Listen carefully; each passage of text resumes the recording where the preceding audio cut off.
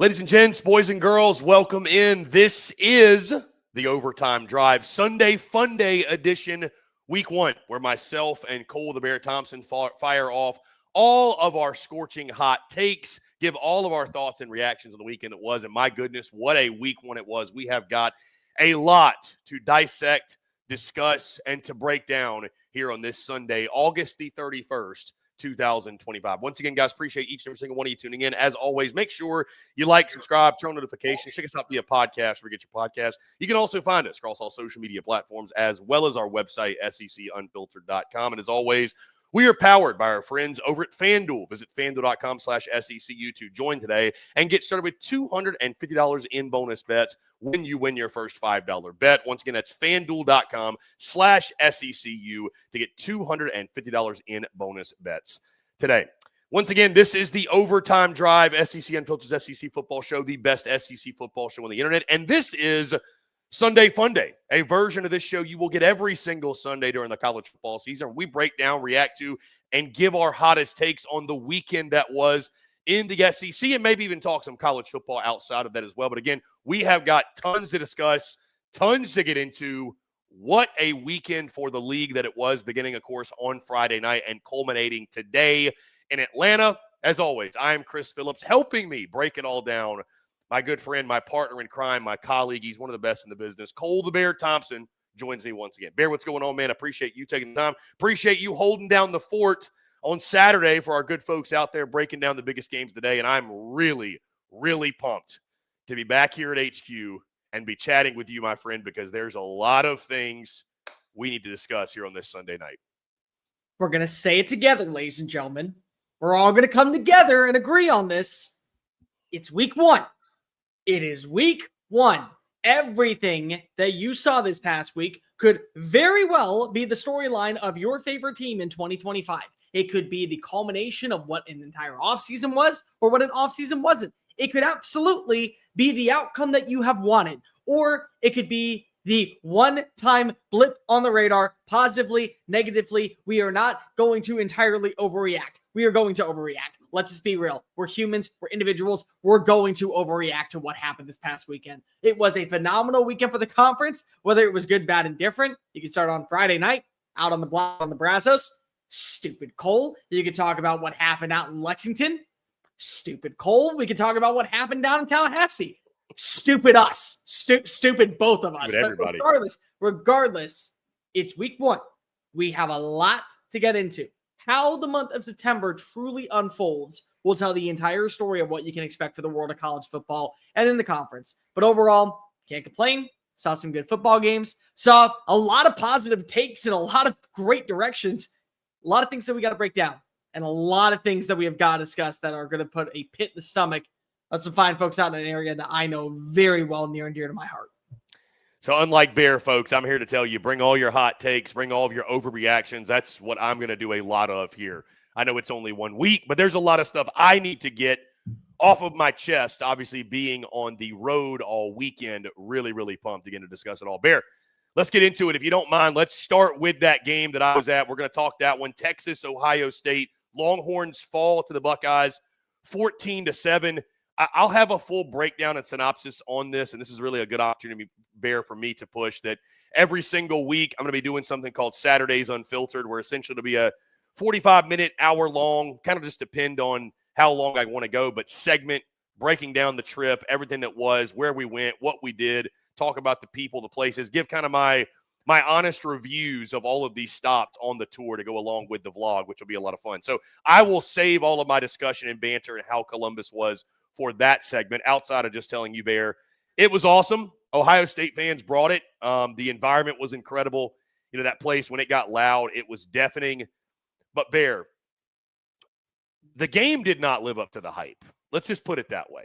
It was a boring game. Listen, I love good defense as much as the next guy, but it was a boring game. And here was the thing. As somebody that picked Ohio State, I felt like I was one of the very few that did that. I think everybody, it felt like, was riding Texas, but I was looking at that line all week, and I'm like, Ohio State, they're still the favorite in this ball game, right? So Vegas either knows something or they're on the wrong side, and Vegas isn't on the wrong side a whole lot. I thought Arch Manning behind a newer offensive line would struggle a little bit. That's okay. Like, I didn't go into this game with unrealistic expectations for him. Sark even said in post-game that the expectations were outrageous. So I thought he might struggle a little bit. And I think Ohio State reminded us they lost a lot, but they still have a lot of talent on defense. I did not expect Arch to look as uncomfortable and at times rattled as he looked. That was really what jumped out to me about him. He looked like a deer in headlights. He looked like a guy, he looked like it was his first ever big-time start, and it obviously was, right? I think a lot of Texas folks, I know a lot of Texas folks I was around, their appreciation for Quinn Ewers grew a little bit on Saturday, just talking to them. You never know what you have until it's gone. And I will say this, Bear, because I love an overreaction as much as the next guy. I will have some here tonight on Sunday Funday, Week 1 edition. But I'm not going to overreact it like I'm selling all my Arch Manning stock, like he's just not going to be very good. Like, do I think he's going to win the Heisman? No, I never thought he was going to win the Heisman. Like, I didn't think he was going to have that type of season. I didn't come in with those crazy of expectations for him, but I was stunned how rattled he looked. And Texas just got bullied, man. I mean, the play calling by Sark. I mean, listen, Arch missed some shots. There were a lot of different plays, a couple of different plays, Bear, I can think of specifically, where he's got a guy wide open. He just throws it late. Like, he's just not throwing it on time. He's not anticipating. He wasn't comfortable, right? Like, there were opportunities there, so I don't want to put it all on Sark, but, like, I like how aggressive he was early, but he was almost, like, weirdly aggressive to me. Like, bro, take the points. You kick the field goal. It's 4th and inches. You're sneaking it up the middle. I'm in that end zone, Bear, where they called that. You're sneaking it up the middle. Everybody in the stadium knew what was coming. Like, and I get it. If you can't get an inch, you probably don't deserve to win anyways. But, like, also, can we have a little bit of creativity down there? But at the end of the day, I thought that really encapsulated the game. I thought that kind of summarized what the game was. Ohio State reminded us all they've still got a lot of talent. Columbus is a tough place to play. Love the shoe. Awesome place. Awesome venue. Awesome stadium. You're a college football fan. It needs to be on your bucket list. But I think the most surprising thing, Bear, and I think Texas, obviously, again, we know that game wasn't a college football playoff eliminator, but realistically, not a great look for the league. Texas, number 1 in the country, to go up there like that, damn near get shut out in the ball game. And for Arch Manning to look as skittish as he did, that was really the thing I think that surprised me the most.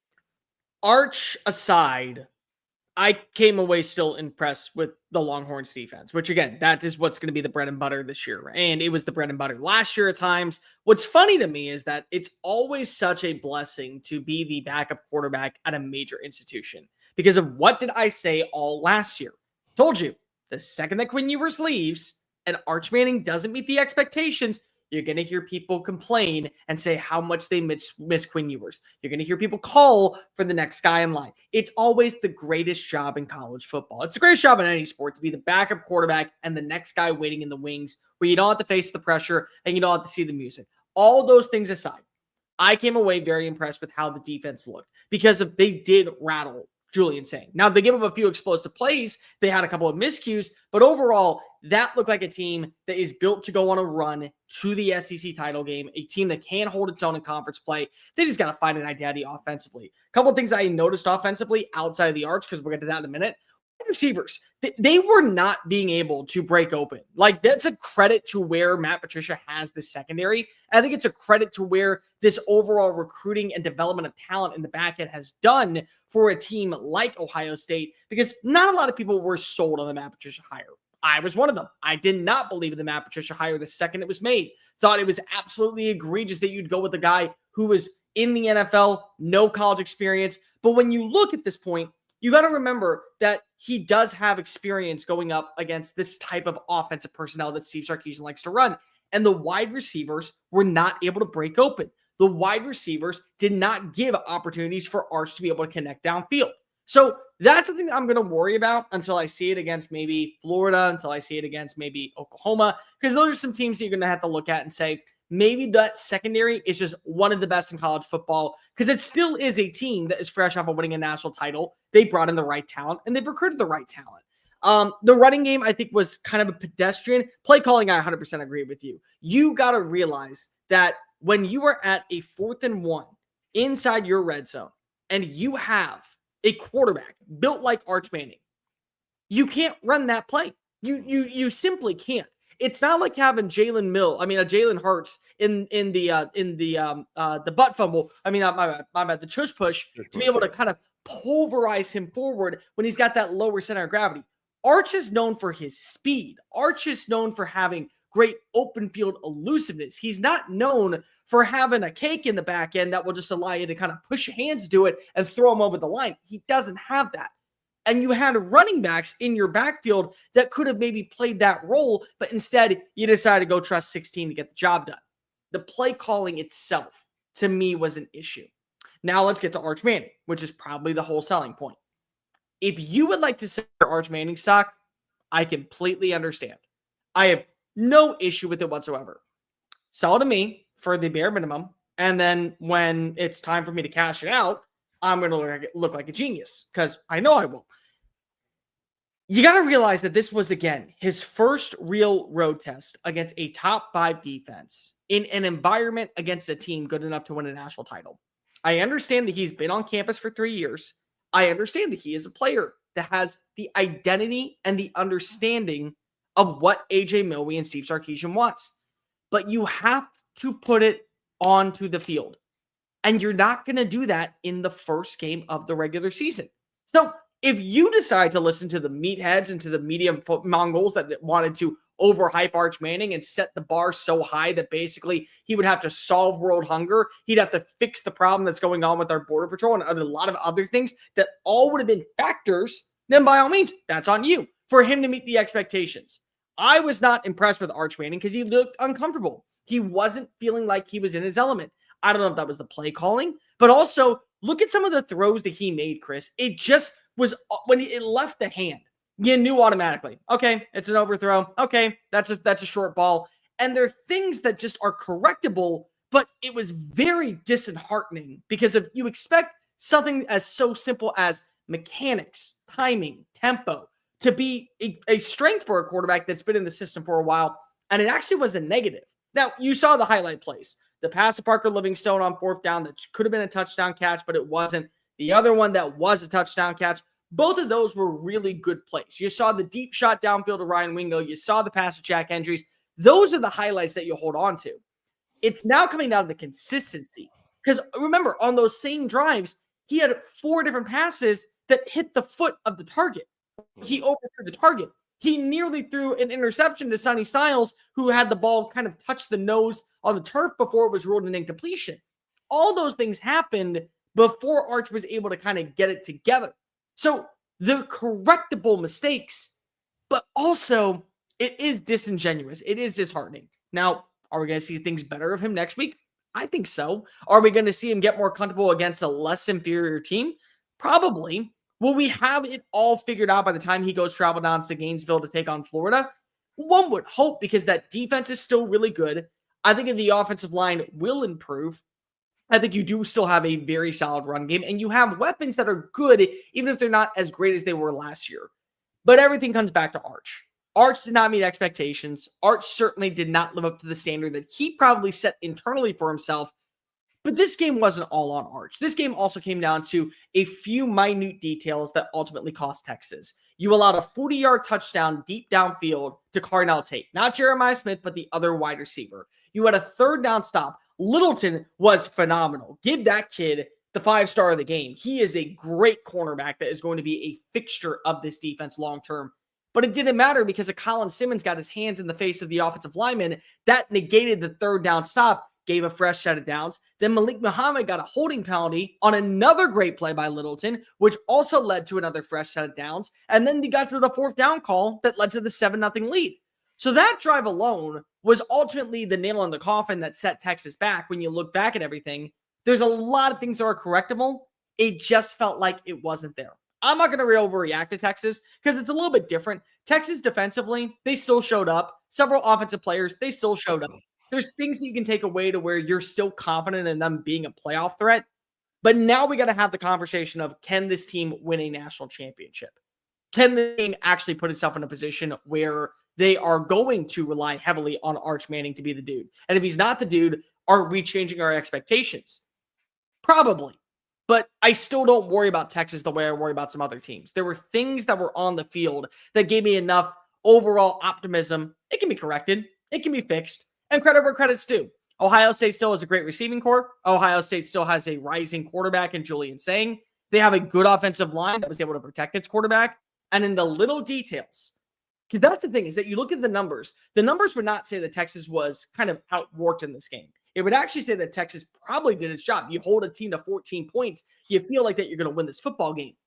For what my standpoint is, if you look at the stats, it leans in favor of Texas. If you look at the on-field play, it's correctable mistakes, but Texas got bullied. And they got bullied by a team that proved on Saturday that's a team that is probably worthy of being the number one team in the NFL. I mean, college football.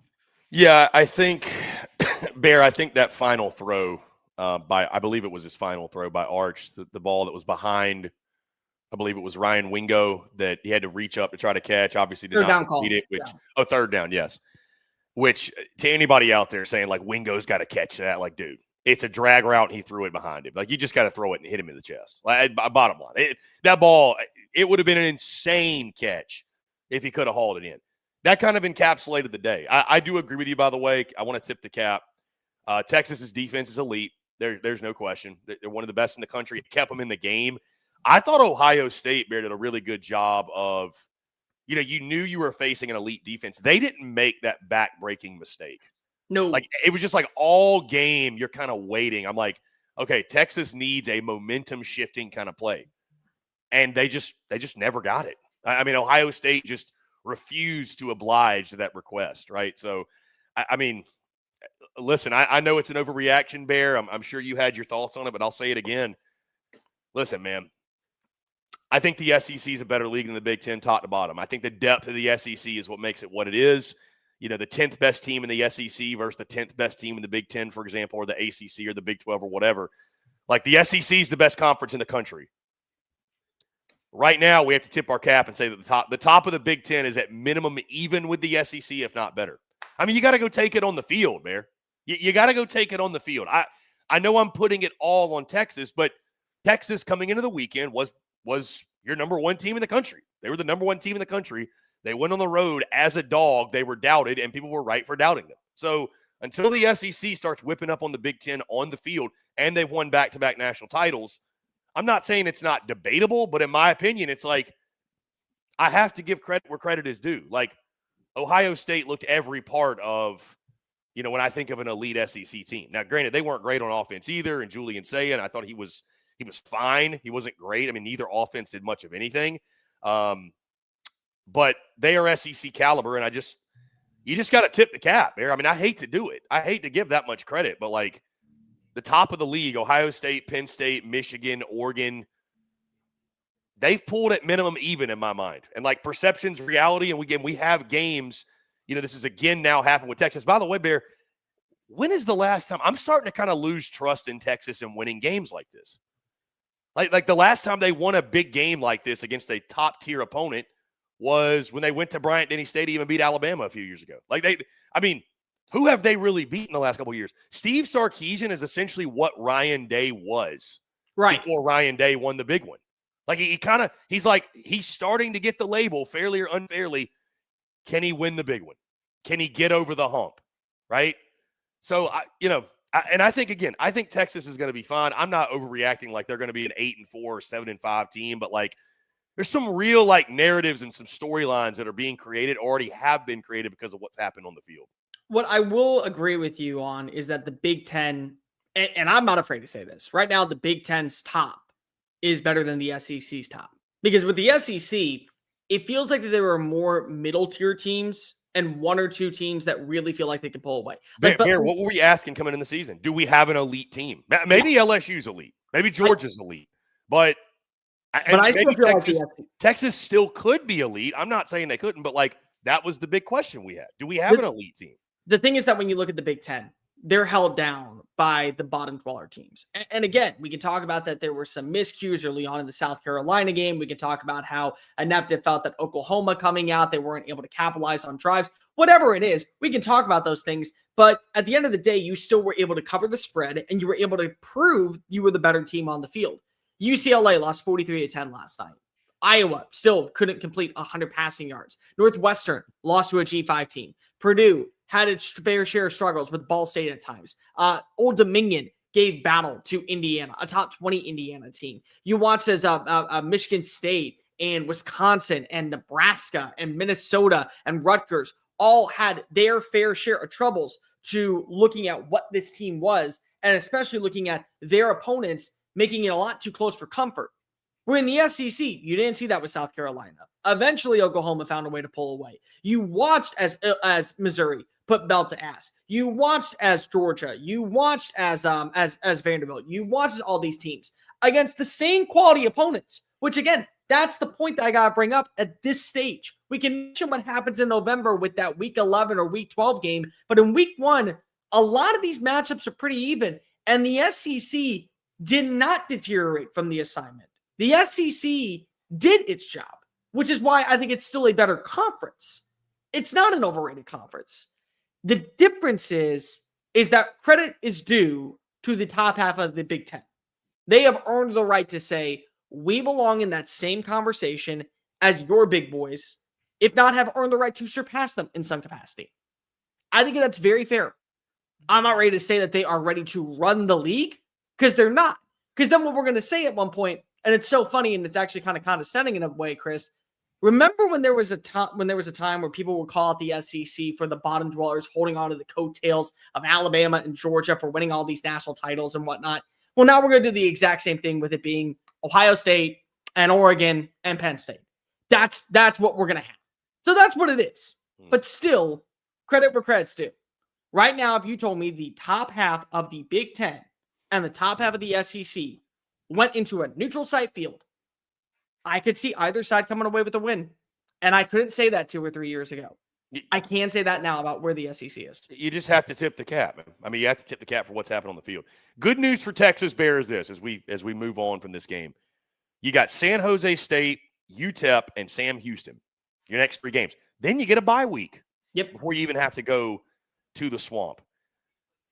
I mean, listen, I think I fully expect Arch Manning to play well in those games. I think Texas the lines have come out. They're like a 38-point favorite. They're going to roll this weekend. They're going to roll in that next 3. For me, Arch is still going to be a question when you go to Florida, because those are the games that matter, man. Like, go beat up on the small teams. Hell, you did that last season when you played. But if we don't get a more composed version of Arch Manning, if we don't get a more refined version of him, Bear, they very well might go down to the Swamp and lose that one too. Like no doubt. There's no doubt in my mind. So Florida's that caliber of team, I think, this season. So I'll be very intrigued the next big-time matchup they have, what version of this Texas team and specifically what version of Arch Manning shows up. Like you mentioned, there's more than just him. I'm excited about the running game. You know, you love what you saw from Trey Wisner and Baxter. And even Arch Manning, his escapability. I mean, there were plays that he made that, you know, Quinn Ewers just physically would not have been capable of making said play, right? So I think that's a dynamic of the offense. But, you know, I hate to put it all on one player, but when you play the most important position, it's hard not to. So Texas, you got an elite defense. You know, we just got to get Arch rolling. And again, he's going to beat up on these small teams. He's got the next 3 weeks. But what does he do in that game a couple weeks down the road, about a month or so down the road in early October? Down in the Swamp. That to me is going to be really intriguing. The other thing that I'm going to be looking at over the next 3 games, Steve Sarkisian, if you're put in positions like you were on Saturday, what is your play calling going to do? Like, you have got to show me that you can adapt and change these play designs. Because if you can't do that, he like weirdly aggressive? I thought, because I'm like, even the start of the game, and he got it, but I'm like, why are you going for it on your own like 35-yard line? I mean. I don't mind trying to set a tone, but like so I don't mind going for it at all. I don't. What I mind is the play calls that you decide to go with. Right. That's where I have the issue. And I think that everybody in the building and every Texas fan who is around watching Sark call plays, I think at that point you knew that there need to be changes if you want to get to that next level, and he hasn't made those changes. That's where the issue is. I got to see it these next 3 games if you're in that position to begin with. Which hopefully you're not, because, again, San Jose State, UTEP, Sam Houston is what lies ahead for you the next 3. Once again, Texas falling to Ohio State 14-7. Bear, let's go to the big one that took place last night. On a bright spot and a more positive note for the SEC, LSU marches into what Brian Kelly referred to as Death Valley Junior and beats up on Clemson 17-10. The final score. Bear, at long last, we don't have to talk about LSU and losing season openers and a streak of season openers where they are unable to win, because LSU has snapped the streak. They are 1-0. Massive game, Bear. We talked about it all last week. It was a game, it felt like Brian Kelly and LSU they had to have it, right? Like Clemson, I think, is going to be fine navigating their ACC schedule. They're probably still going to go to the ACC title, probably win the ACC and, make the college football playoff. That's probably what is going to happen. For LSU, this one it felt so massive. You get the dub. Huge game, huge win. Your immediate thoughts on LSU finding a way, finally winning a season opener? I'll give credit to Brian Kelly in a minute, but the hero of the game and the hero of the last, I would say, 14 months is Blake Baker. Blake Baker, take a bow. Blake Baker, for what you had to deal with last season, for what you had to endure, and what you demanded this offseason, you get the game ball. I don't think there's anybody else in that building that deserves it more. Maybe you could say their GM, Derek Miller, but there's nobody more than Blake Baker who deserves that game ball. Because what happened in this game, Chris Phillips? What happened in the fourth quarter? What happened in the entire second half that gave life to this offense? Your defense delivered. You realized what were the faults last year. You saw the identity. You saw the areas of where you need to get better. You went out the pool. You got better. You upgraded. You fixed the secondary. You made sure you brought in veteranship. You made sure you got better in the trenches. This is a problem for Clemson. I'm going to call it as is. I am nervous for Clemson's run game this year. Phil Mafah was such a blessing in disguise, but it doesn't matter. The fact is that last season LSU couldn't stop the run to save its bleeping life. They couldn't do anything. You and I could be lining up behind an average offensive line and get 2 or 3 yards. That's how bad Clemson's defensive line was. They held them to 1.6 yards on 20-plus carries. There was no explosive run over 8 yards last night. I think the longest run I read was 9 yards at most. There was no 10-plus yard play. That's a huge win in favor of LSU, because you want to know what that does? It gives you time to fix the faults. 3 areas LSU had to be perfect last night. They had to be better at running the football. They were better at running the football. Caden Durham, he didn't get 100 yards. The team did. They averaged way more than just 4.3 yards of playing. They found their way into the end zone. They capitalized. You had to stop the run.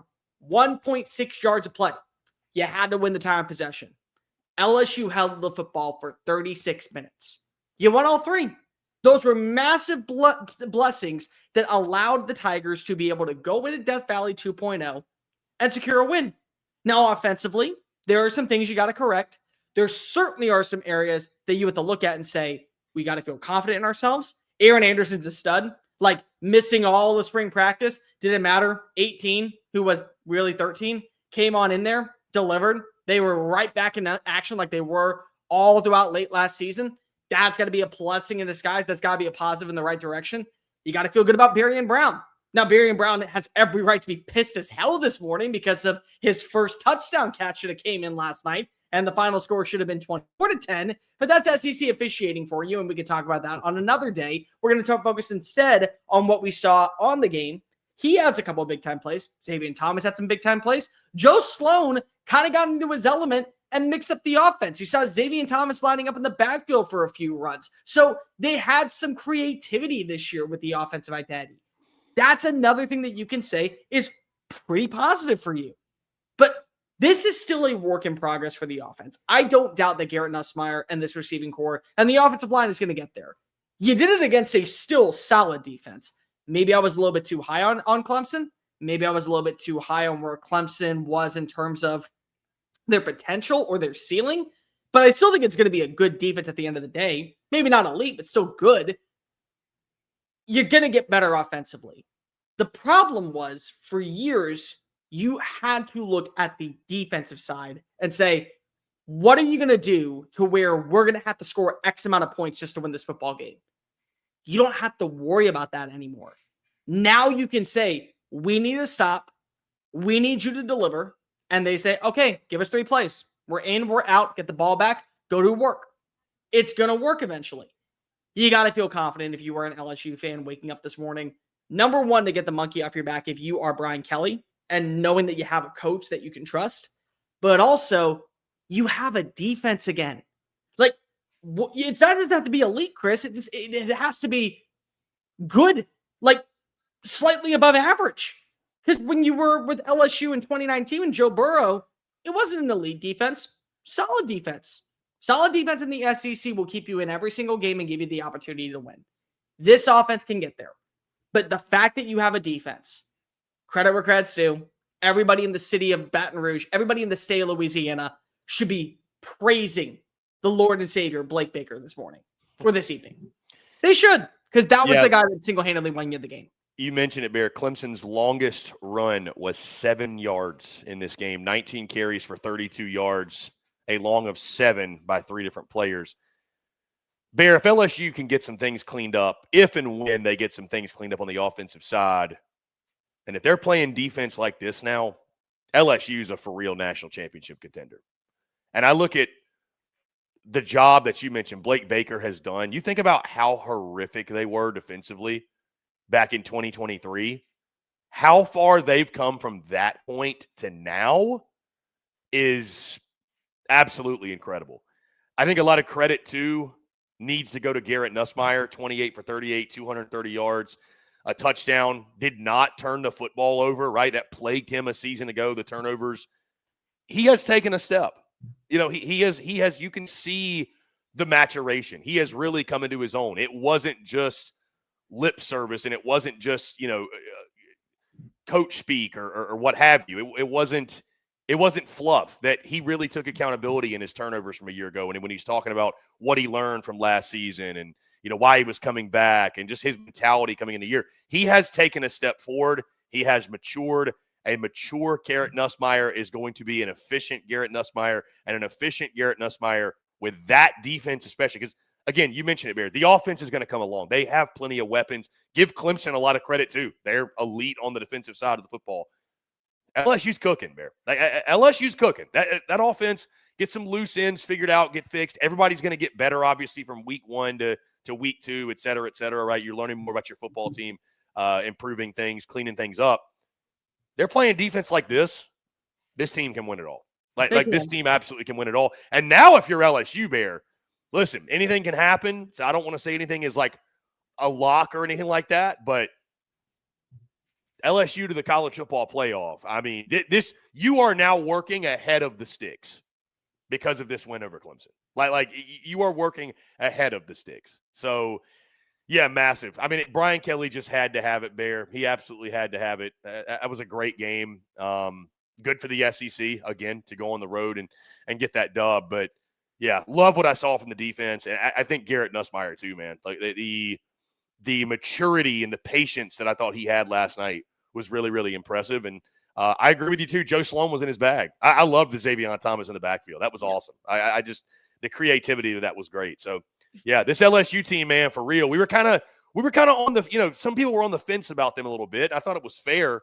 They were that team that when you asked most likely from the top tier, what we thought was the top tier, most likely to miss the playoff, I think most of us were like, I don't know if I trust LSU all that much.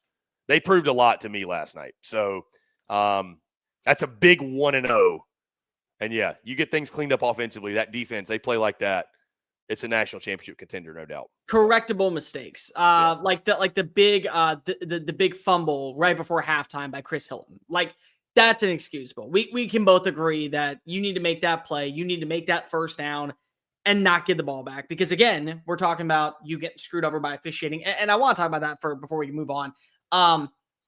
If you do that, at least you put yourself in a position where you walk away with 3 points. Ramos from that distance, he gets a field goal. You feel more confident going into halftime. A little bit of a different feel. The Bauer-Sharp fumble, it's another thing. You can fix that pretty quickly early on. It keeps momentum in your favor. Those are things that are correctable. Right reads, execution, building relationships. Garrett Nussmeier is far from complete with building a rapport with these receivers that he has. But it's just the fact that you didn't have to worry about your offense getting to that level of clicking right here, right now on all cylinders with a quarterback that is just trying to find a rhythm behind a new offensive line or with a new receiver because of your defense delivered. You had to worry about that for years and years and years underneath Brian Kelly. You don't anymore. The pieces are there. Mansour Delane, I mean, that's another dude. Just give credit where credit's due. Brian Kelly said throughout the entire offseason, that was the one guy that they needed to get in the portal. 29 starts at Virginia Tech. Incredible experience. He gets a 4th down stop. He gets a big-time interception. He gets the critical play. And Harold Perkins, like, again, it's another smart thing that Blake Baker did. Let's not fix a round peg into a square pole and just throw him out there. Let's put him at where he feels most comfortable. We will figure it out from there. And he got the critical stop on 4th down against Kate Klubnik to win the game and get you a win. Like, it's little things like that. Now, officiating, Chris Phillips officiating in the SEC. Greg Sankey, I understand you are pretty busy with a new 9-game conference schedule. I understand that there are things that you are working towards, like helping the conference guarantee it has certain automatic qualifying bids for the upcoming college football playoff in the new expansion. Pay better officiating because of it was, again, like we saw last season with the South Carolina game, like we saw today in the South Carolina game. The Varian Brown play was not only inbounds, it was a touchdown. And you took that away. It was clear as day to where we all on the internet agreed. Clemson fans, LSU fans, college football aficionados just all sat there and said, that is 6 points. That should be fine. Oh no, it's a drop ball. I'm sorry, what? In what world, when you look at how that crosses the pylon and the foot still sticking inside of the white lines, that is an incompletion. If you want to do your job, you better do it right. Because if you feel like that, you are so superior at calling the plays in a neutral game between two non-conference opponents and non-conference foes that have major implications on how many teams get into the college football playoff per conference, at least get it right. It was absolutely dreadful that once again, we are watching incompetent officiating from the conference that you did against your own team. You saw it in the LSU game. You saw it in the Baylor game.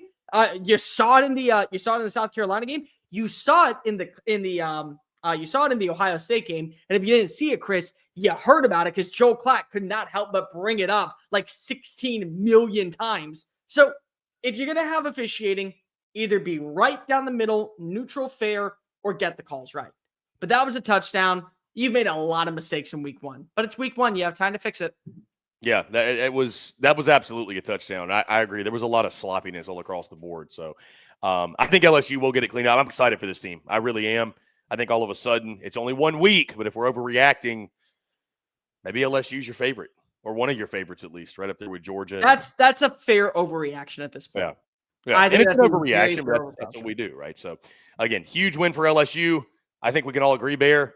Probably should have been more lopsided than it was. So Clemson lucky it was only a 7-point loss and at not minimum a 14-point loss. Guys, continue to leave us your questions, your comments, your feedback. We'd love to hear from you, Bear. We do have a $1.99 super chat I want to get to from Jack. Don't do it. Appreciate you, Jack. He says Auburn fan here, feeling like Joker without Batman. I don't know that I really get that. I know what he means. What does he mean? I know what he means. All right, fair enough. We'll get to it in a second, I promise.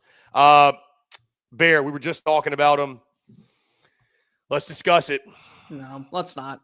Alabama goes to Tallahassee, and the unthinkable occurs as they fall to Florida State 31-17, a game in which Bear Florida State controlled from the very jump. And Bama really dude, there are so many ways we can go with this game. We're going to have an overreaction segment at the end of the show. But it blows my mind, Bear, that Tommy Castellanos talked all that shit in the offseason. And he was right. He was right. Like, Tommy Castellanos might be the biggest winner of the weekend. Really, truly. Because he talked all it, and then he stood on business. Like, the disrespect will be handled accordingly. Do what? I mean, his stats aren't anything crazy. 9 for 14 through the air, 152 yards. No touchdowns, no picks, but he did run 16 times for 78 yards. I think I saw somebody comment he was like literally like a version of Diego Pavia. You know, I want to save it on Kalen DeBoer for, again, the end. We've got a hot take segment, Bear. And I understand taking over, filling the shoes of Nick Saban. Really difficult job. Was talking to somebody today. Who could have ever taken that job and met the standard, met the expectations? Cole, Bama fans are just asking them to not lose to teams they shouldn't lose to. Like, I don't care how you slice this. You want to give credit to Florida State? Fine. Inexcusable. This loss was flat out inexcusable. Like there's no way you can paint a rosy picture on this for me. Like you can't put lipstick on a pig here. You just can't do it. It was embarrassing. It was a pathetic effort, a pathetic way to open up the season. My pick of Ty Simpson to win the Heisman, good God. I mean, that age, like spoiled milk. When you look at the kind of day he had, 23 or 43, 254, 2 touchdowns. It doesn't sound as bad as it felt.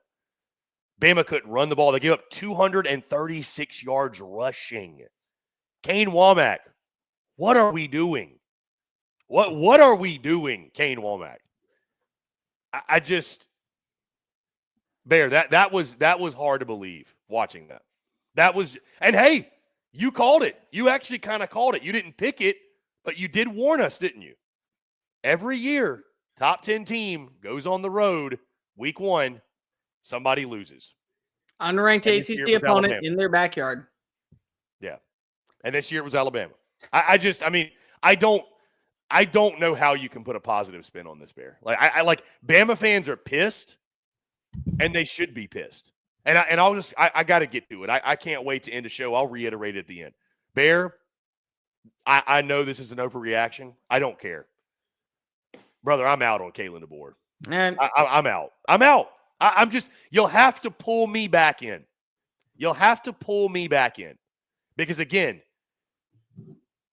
not asking you to go win a national title this year, even though we know what the standard is in Tuscaloosa.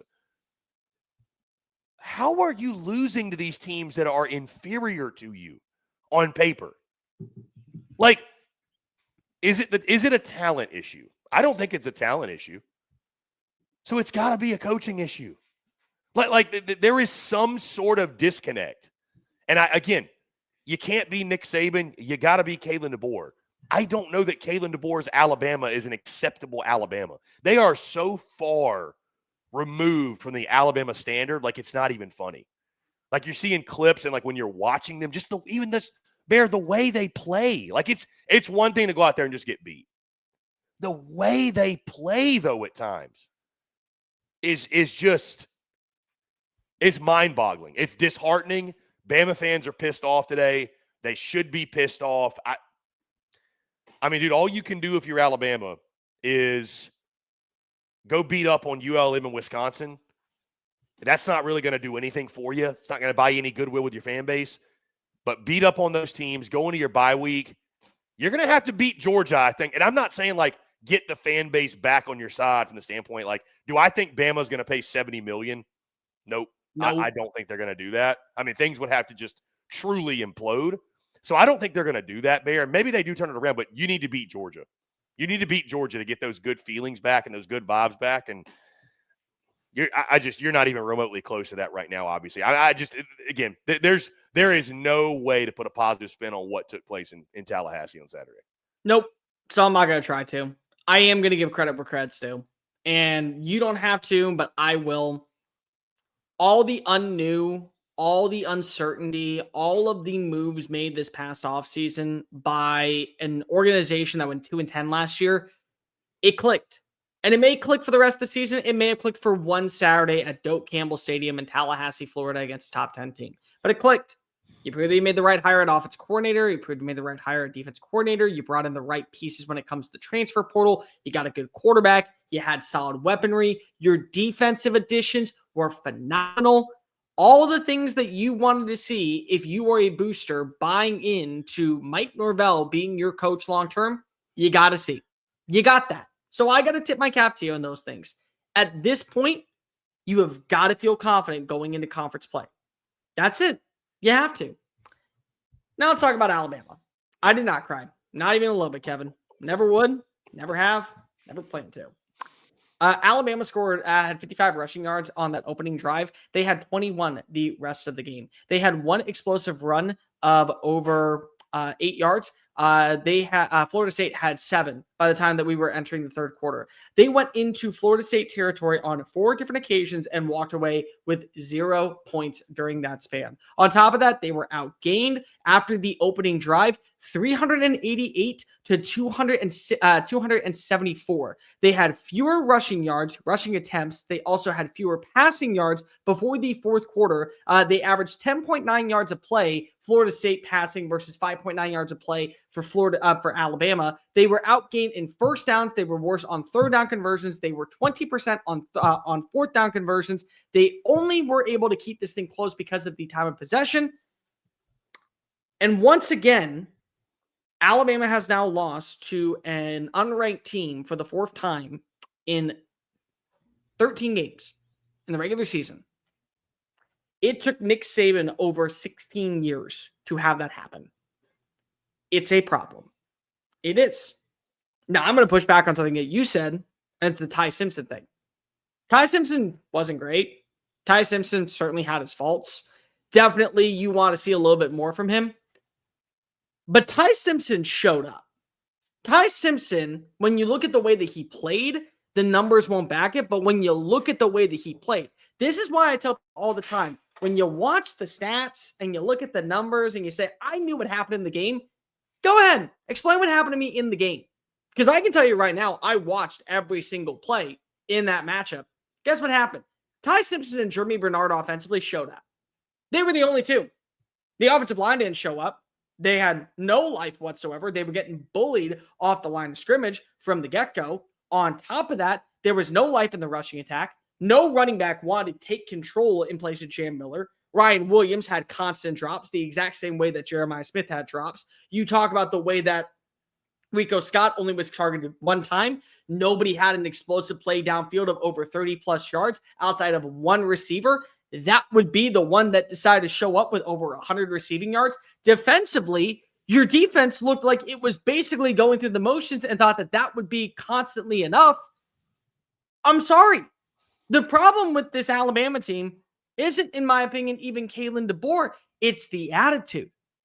And maybe that does fall on Kalen DeBoer, and that's something that is going to have to be corrected immediately if you stand a shot of getting to, I would say, 9 wins. Not winning a national championship. That right now, until proven otherwise, is out the door. You go into Atlanta and competing for a conference championship, that ship has sailed before going into the fourth quarter. That was completely out the window. But just to get to respectable 8-9 wins this year, and that's not even respectable, but it's enough to maybe say we can hold out hope for one more year. The culture has got to change. The attitude has got to change. Let me make something abundantly clear from one Alabama grad to people who need to understand this on the football field. The players that showed up underneath Nick Saban, the ones that don the crimson colors and that number on the side of the helmet, are laughing at you. They are absolutely laughing at the way that you performed. Because if they know what the standard is, and that's not the standard at all when it comes to, Nick Saban, and that's not the standard when it comes to at all, Kalen DeBoer. That's the standard of playing at Alabama. That's always been the standard. Play hard, play physical, and if we lose a football game, we lose a football game, but we can live with it. You didn't show that. And that's what's really souring at this point. You're not showing that that is something that could be a thing. And I don't know if that's correctable. I don't know if that's something that is going to be fixed overnight. And if it's not, why are you wondering if you can win any of your major games? The thing that I am most fearful for, as somebody who, again, neutral when it comes to the overall conversation, but we'll be honest. What if you gave up after this game? What if after this game, everything is just thrown to the wayside? All right, this is who we are as a team. This is who we are as a program. We just got to accept it for this season. It's going to be 2024 Florida State. It is. Florida State gave up after the Georgia Tech game. Go back and watch the way they played the next 4 games afterwards, and you will see an eerie similarity if you don't show up next week against Louisiana Monroe. You gave up. You didn't really care. You realized that this season was kind of a wash. You didn't internally believe.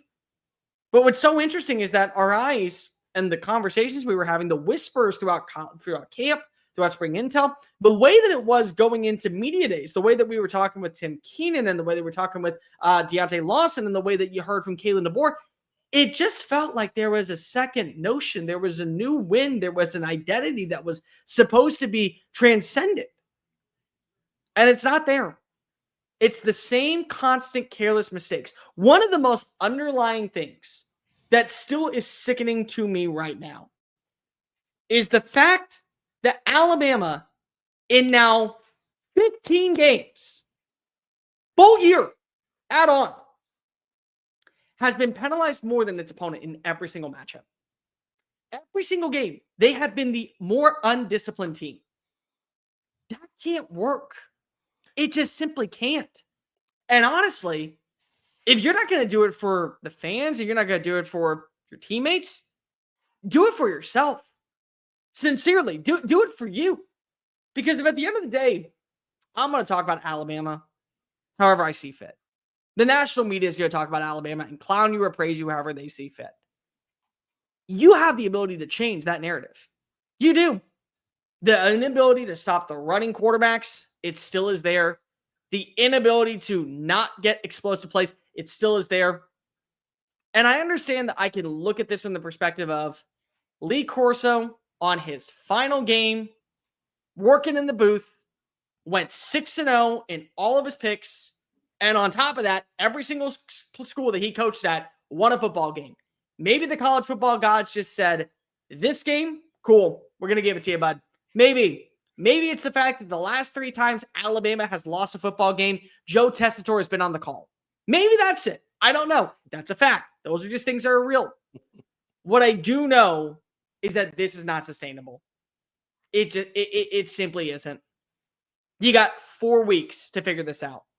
Because I can promise you this, if you look dreadful against against Georgia, if you look like there's no life whatsoever, you might as well pack it in at that point. Doesn't matter what happens in the next 2 weeks. You may. But what if you do? But what if you look dreadful against Oklahoma? If you look dreadful in those games, you might as well just pack it on it. Bear, I think you nailed it. There is a lack of discipline in this program that is very evident. That has become part of the culture at Alabama. Just top to bottom, right? Like we saw it last year at times. You know, there was a changing of the guard in some instances. Obviously, some guys left, whatever. But it's still there. It feels like it's still there. Like it feels as if that is part of the identity of Kalen DeBoer's Alabama. And I agree with you. That's got to get fixed. Because, again, it's one thing to go out there and lose a football game. It happens. Everybody loses football games. But it's how it's happening and the way you look while it's happening. That's the issue I have. So, and I agree with you. I don't know. Dude, I don't think any Alabama fan will probably ever buy into offseason hype like ever again. Because all we heard were the positive reports, how great they looked, like how great everything was. For that? So, yeah, I don't know. I don't know, like, if a culture issue like that, because I think there might be one. I don't know how quickly that can get corrected. I really don't. But it's going to have to. It has to. It absolutely has to. The penalties thing is wild. Really telling. Really, really telling. You're an undisciplined team that has no identity or spark outside of just a bunch of players that came in for a check. Yeah. And I'm sorry. That's what it feels Maybe like. this one, and you know what? Again, it's overreaction. Maybe Florida State is a really good team in the ACC, and they compete for a spot in Charlotte and the college football playoff. They may. They very well may. This may end up being the wake-up call that is needed for Kalen DeBoer to change the way he goes about coaching. They may. They very well could. It also could end up being just a dreadful hire to follow the legend. I don't believe that with Kalen DeBoer. I still am a believer in him as a coach. I kind of have to be because I've seen too much to know, because again, he's losing to a Vanderbilt squad and an Oklahoma bad team. And he's 6-0. He is 6-0 against Dan Lanning, Kirby Smart, and Steve Sarkisian.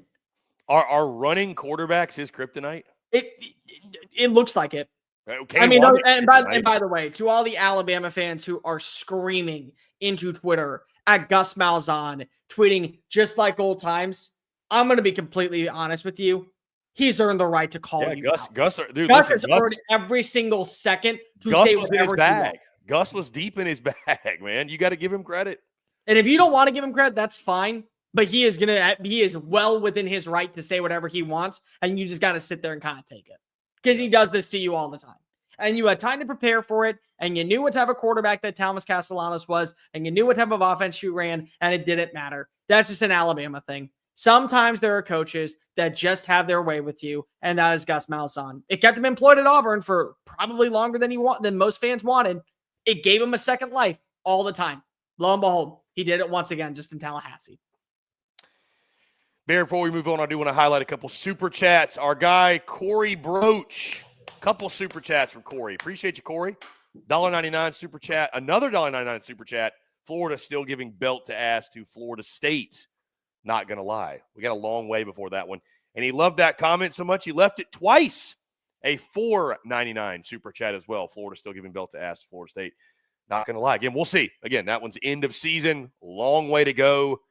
I don't doubt that you are – I believe you're probably correct, but we'll have to see down the road. Again, who knows? Who knows what Florida State is? Who knows what Bama is? Who knows what anybody is really at this point? Bear, let's keep it moving. I want to talk this game. I want to jump to Tennessee, Syracuse, because the Vols I thought were one of the best stories of week one.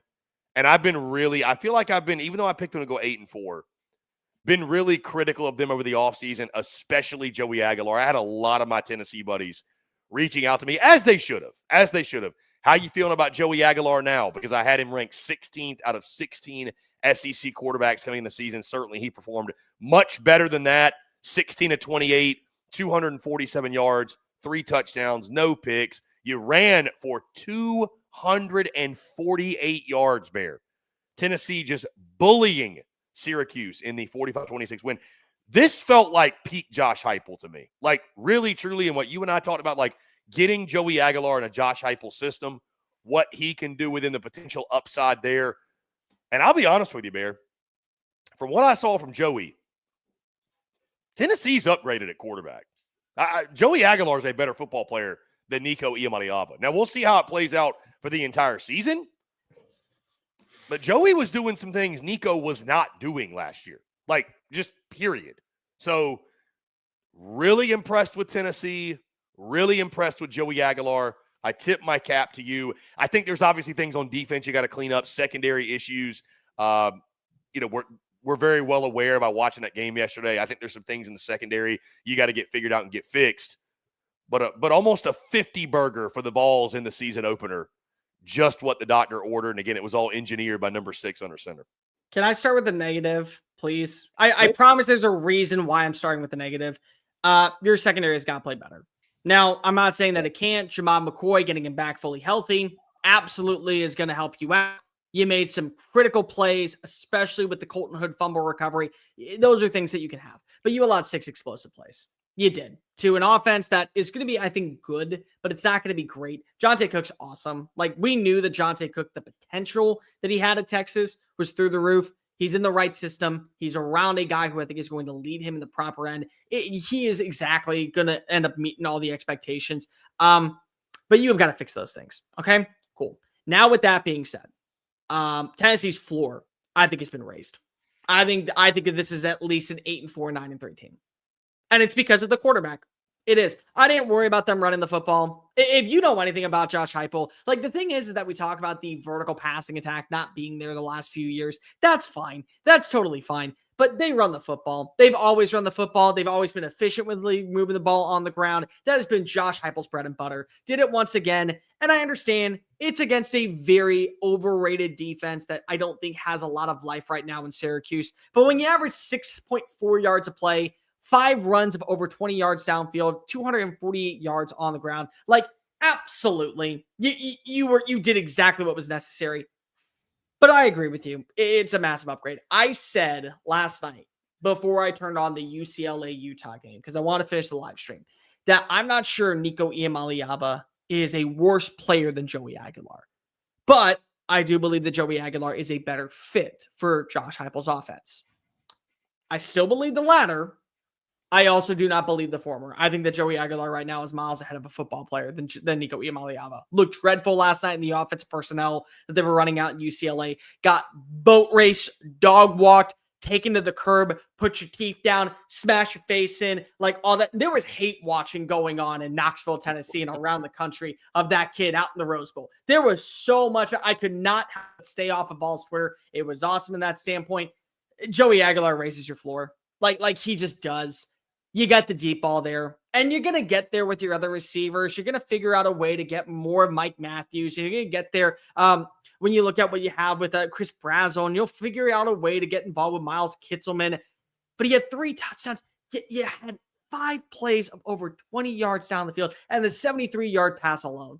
Just the one to Braylon Staley was enough to melt even the biggest doubters' hearts that was filled to the brim with cold concerns of the offseason and saying, all right, there's Josh Heupel's offense, just the way as it's supposed to be scripted. They feel better. Like, they feel more competent offensively going into this season than they did last year. And if that defense can be around the same, I mean, they're going back to the playoff. They 100% are. Like, I know that you said we're saving something for an overreaction, so I'll get this out right now. My biggest overreaction is I was severely wrong on Tennessee. Because if I just look at what their offense can be right now, it's going to end up getting to 9+ wins. And I think that if you're able to hold your own, even in a loss against Georgia, just hold your own. You got to feel great about the direction that you're going in. That game early on in the year, really an unknown test for what we have in Gunnar Stockton, who had his fair share of mistakes yesterday against Marshall. You got to feel pretty confident. I mean, like a lot of things are lining up for you. But the offense is there. My biggest takeaway is that I was severely wrong on where this team is, number one, offensively. And number two, the floor has been absolutely raised. I will genuinely be shocked if they do not win more than 8, if they lose any more than 4 games. I will be shocked, like completely shocked.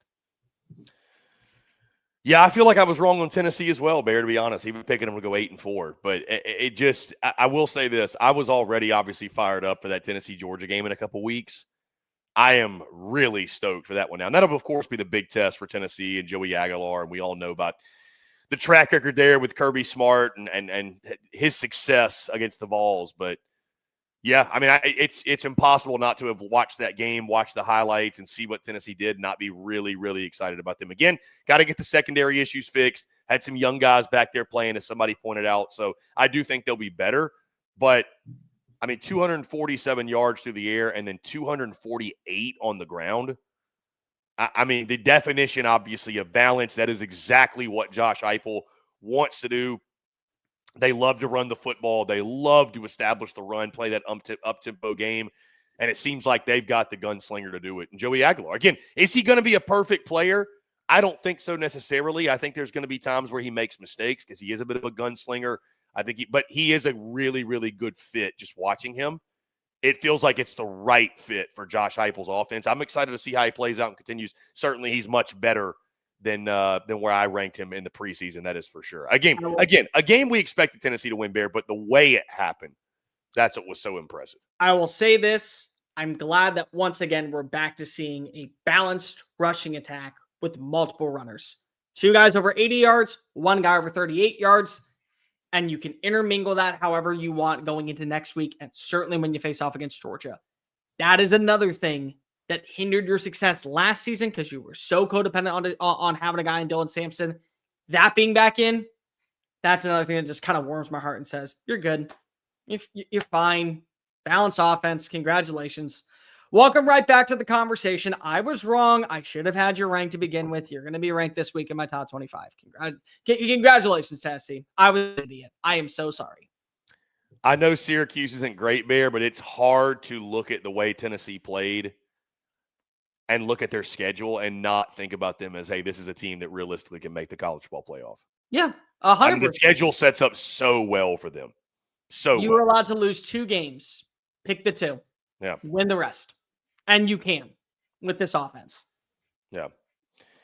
Really impressive stuff from the Vols. Guys, we got a few more games to talk about and discuss, of course. Before we do that, I do want to tell you about our friends really quickly over at FanDuel, because as always, we are brought to you by our friends at FanDuel. Bear, FanDuel's getting you ready for the NFL season with an offer you won't want to miss. New customers can bet just $5 and get $300 in bonus bets if you win. That's right. Pick a bet $5. And if it wins, you'll unlock $300 in bonus bets to use all across the app. You can build parlays, bet player props, ride the live lines, whatever your style. FanDuel's got you covered. The NFL season's almost here. The only question is, are you ready to play? Make sure you visit FanDuel.com/SECU to download the FanDuel app today and get started. That's FanDuel.com/SECU. FanDuel, play your game. And by the way, it was a successful gambling weekend for your boy Bear. We threw around some bets we didn't even have listed. I took LSU plus 3.5 live. Alabama did screw me over, but that's fine. I think that might have been the only bet that I lost over the weekend. Pretty good gambling weekend for your boy. Get the college football season off on a high note. Good weekend for you too, I believe. I'm about to be 4-0 right now. Yeah, good weekend for you as well. Yeah, absolutely. So we're off to a hot start with our friends at FanDuel. So make sure you're following along, taking our bets, at least while we're hot. You never know. At some point, you're probably going to have to fade us. All right, Bear, let's keep it going. I want to talk these other 2 big games, and then we can kind of get in the best of the rest. Auburn on Friday night. Where were you when Cole the Bear Thompson doubted Hugh Freeze? Come on, Doubted Kevin. War Eagle. This is your moment. Go ahead. Where were you when the Bear, a blackout on the Brazos, did not matter to the Auburn Tigers? They go into Waco and beat Baylor 38-24. Bear, the game happened Friday, so it kind of felt like, we got sort of lost in yesterday's action, as you would expect, of course, but impressive. Really impressive by Auburn. Listen, I get it. Jackson Arnold through the air, only 108 passing yards, no touchdowns. He didn't turn the ball over, though. No picks from him. But the rushing ability, 16 carries, 137 yards, 2 touchdowns. They ran the football for 308 yards while holding Baylor to just 64 yards rushing. Now, granted, Sawyer Robertson did throw for 419 yards against you. But, Bear, this was a big win. We talked about it. Auburn had to have this football game. They go into Waco. They get it. Like you mentioned, a blackout on the Brazos, and War Eagle delivers. Okay. Hugh Freeze, Auburn community, War Eagle Nation. I was wrong to doubt you going on the road to play in the state of Texas in front of 45,000 fans. My bad. What I'm not going to do is overreact. I understand that when you look at the way that your offense played, you were able to ground and pound it to oblivion. You had the better offensive line. I also said you had the better offensive line. Let me phrase that. I didn't say you had the better offensive line, so let me phrase that. I said you had one of the more underappreciated lines in college football. You had the better offensive line, so I'll take that back. You averaged 6.4 yards a play, 300 rushing yards. You were better on the ground than what we saw with Baylor.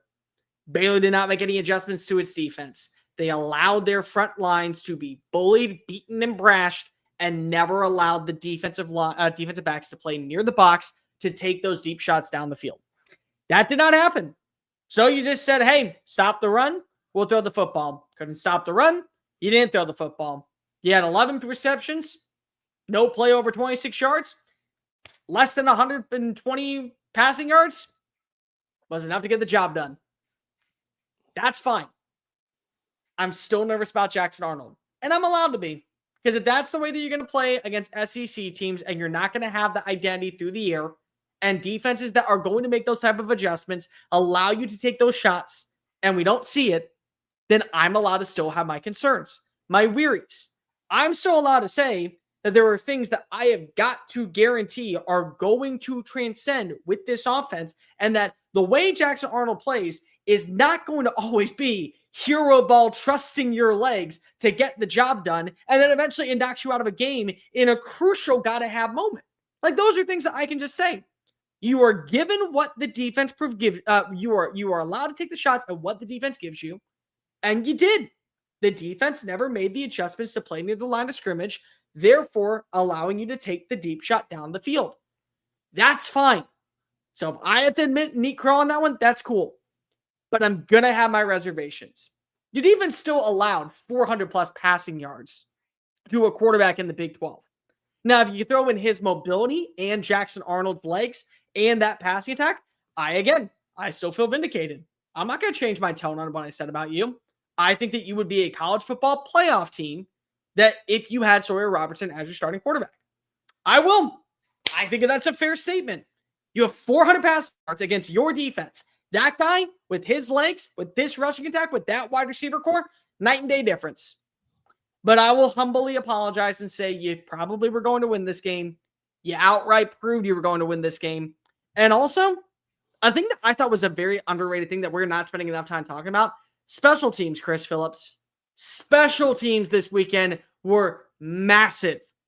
And I thought we were going to see it from Baylor. They have one of the best return men in college football in not just Cole Wilson, but also in Josh Cameron. Get to know who Rayshon Pleasant is, because he is going to be making those plays every single Saturday. That was impressive. That was a moment where Baylor got its momentum back, and you said, not today. You took it right from them, and right from there on, I knew the game was over. I think everybody knew the game was over. 98 yards, 90 yards. The little things like that are going to be a reason why Auburn gets to 9+ wins. That is really fun. Yeah, this was a really fun game, Bear. I just want to say, listen, yes, you got the pick wrong. And when I looked at this game, I just felt like Auburn had a better roster top to bottom. That's really what jumped. And people started talking about as the game got closer, the blue chip ratio. And I think Auburn's got like 50 blue chip prospects and Baylor's got like 25 or something, like half the number or whatever. Yes, something like that. So I just felt like Auburn top to bottom, better football team. Even though I didn't trust Hugh Freeze, I said, you know what? They're still the favorite on the road. Kind of factored that in with Vegas. Obviously, rode Auburn, and the rest is history. But you were not wrong. Hugh Freeze and Auburn earned the doubt that they were getting. It wasn't just unfairly given or placed upon them. They earned that doubt. And I actually agree with you, Bear. Again, I'm giving you a little crap here for the pick, but like, I'm not totally I don't leave this and I'm like, oh, dude, they're definitely going to hit 10 wins and go to the playoff. Like, it's a good win. It's a win you had to have. What is Baylor? We'll see. But yeah, I'm not sold they're anything more than a 7-5 team, which is what I predicted before the season started. I mean, listen, you beat Baylor. That was one of my 7 I picked you to win. So, it's a great win. I want to believe in what Jackson Arnold still can be. The passing game's got to get going. You're right. You're not just going to be able to run the rock, and you're not going to probably get those big special teams plays that swing the game every single week, certainly in the SEC. You're just not going to. You're going to have to throw the football at some point. Jackson Arnold will come to a point where he is going to have to prove that he can throw the ball. I mean, the good news is this, Bear. Again, the next 2 weeks, you've got Ball State and South Alabama before you travel to Oklahoma near the end of the month. So you're going to be 3-0. These next 2 weeks should give you an opportunity to build up a lot of confidence. But, Bear, I agree with you. I mean, there's obviously pieces of this Auburn team you really like, but I'm not totally sold that, like, the doubt is still fair on them. It's still very, very fair, despite winning a game we agreed you absolutely had to have if you were Hugh Freeze and Auburn. Now you got it. We'll see how they build the momentum. Again, you are going to be 3-0. Barring something outrageous, but you are going to be 3-0 when you go into Norman in a couple weeks. And I think that'll be your first really, really big test. I mean, Baylor was a test, don't get me wrong, but you know what I'm trying to say. Obviously, SEC opener on the road. Imagine that'll be a night game, hostile environment. Jackson Arnold going back to his old stomping grounds. I mean, again, that one's going to be a lot of fun to talk about in a couple weeks. But, yeah, I think what you said is fair, Bear. Like, I mean, I still have my doubts when it comes to Auburn, despite the fact that they took care of their business, got a win they needed to get. Look, congratulations is in order. I was wrong. You were right. Auburn fans, you were right. I will say, seeing Jackson Arnold play with confidence, if he can get better with the passing side of things, if he can do that, then by all means, I will be entirely wrong and say I misjudged him. Because when he plays with confidence, there is a definite spark that you can see in this offense. There definitely was. And I think that is something that is going to be massive for Auburn this year. I just got to see it. And I'll say this to one of the comments. I mean, listen, kudos to Auburn for running the football as effectively as they did. I'm not taking anything away from there, but it's just, yeah, I mean, it's the passing game, and it's going to be a question. Like, I think that's fair that it is a question, right? So I'm not saying Jackson Arnold. I don't think either one of us are saying that he's incapable of doing that, of being a competent passer, but you just need to see it. Yep. We just need to see it. So, Bear, let's keep it moving. Let's talk this South Carolina game that took place today. The Gamecocks getting a big season opening win of their own as they take down Virginia Tech. Final score 24-11. Kind of an interesting score, but Virginia Tech with the safety and 3 field goals in this game. South Carolina kept Vatek out of the end zone. Bear, this game went about how I thought it would. I wasn't sure if South Carolina was going to cover the spread or win by double digits or what have you. Certainly felt like they were capable of doing so. But I think the score I picked going in this game was like 26-20 or something like that. But remember what I told you? I thought it'd be kind of and a lot of teams had this, right? Their season opener. A little bit sloppy. Some things to clean up for sure. South Carolina's offensive line still gives me there's a lot of concern there. A lot of concern with the offensive line. Yeah. I don't know how in year 5 of Shane Beamer, they're still getting pushed around up front, but obviously Virginia Tech had a lot of success. And thank goodness, Bear, you have a guy like LaNorris Sellers who continues to just, I mean, dude, he's going to make plays every single week.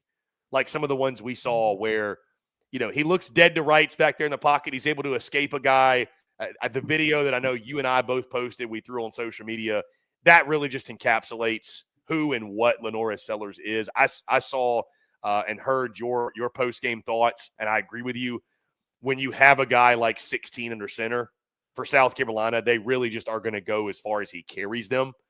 There's going to be some nights where he just has to take over and be him, and essentially he does that every week anyway, so you're in good news.